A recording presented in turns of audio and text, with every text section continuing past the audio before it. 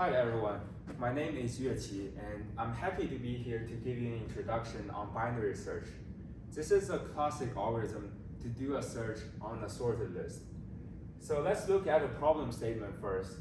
Given a sorted list of numbers, find if x exists in our list. So I call this x our target. In this simple example of 7 numbers, we have 1, 2, 5, 8, 9, 10, 11. And we're trying to find x in our list. If x exists in our list, we return true. If it doesn't, we return false. Let's say our x is 11. The target is 11. A very naive algorithm is to start from the beginning of the loop to check if 11 equals to 1. We know it's not. We then move on to the next one to check if 2 equals to 11. We find it's not. And then we move on to the next one. Until we reach the end of the list, we find that 11 exists here. And then we return true. This will give us the correct result, but we have done 7 comparisons, which is sort of computationally expensive. And I will tell you that there's better ways to do that. Before we get into the better algorithm, let's look at this analogy.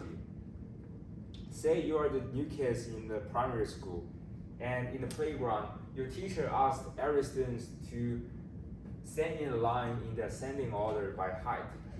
And all the other students are standing in that way, and you come. And you want to find that where do you want to stand?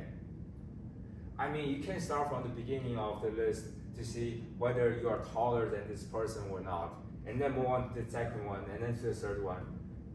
But actually, if you imagine in that situation, what will you do? You will find some person in the middle to check if your height is taller or lower than him or her.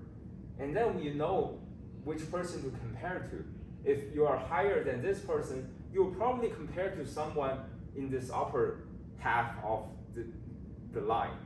And then you can better and in a more efficient way to find your position. So that's actually what we're doing here. We're utilizing the fact that the list is sorted. So given the target x, we try to compare x with the median of the list. In this case, it's 8. Because our x is 11, we compare 11 with 8. We know that 11 is larger than 8. So then we will look at only the upper half of the list and ignore the lower half of the list, because the lower half is always smaller than 8, which is smaller than 11. So we don't need to look at them anymore. We then look at this 9, 10, 11 sublist, and then we find the median again. We compare 11 with 10. We find that 11 is also larger than 10. So we then move on to the upper half of that sublist, and we compare 11 with 11, and we find it, and we return true. If we look at this algorithm again, we only did 3 comparisons. We compare with 8, we compare with 10, and then compare with 11. So before that, we need to do 7 comparisons. Now we only need to do 3. So this algorithm is actually much faster than a linear search in a sorted list.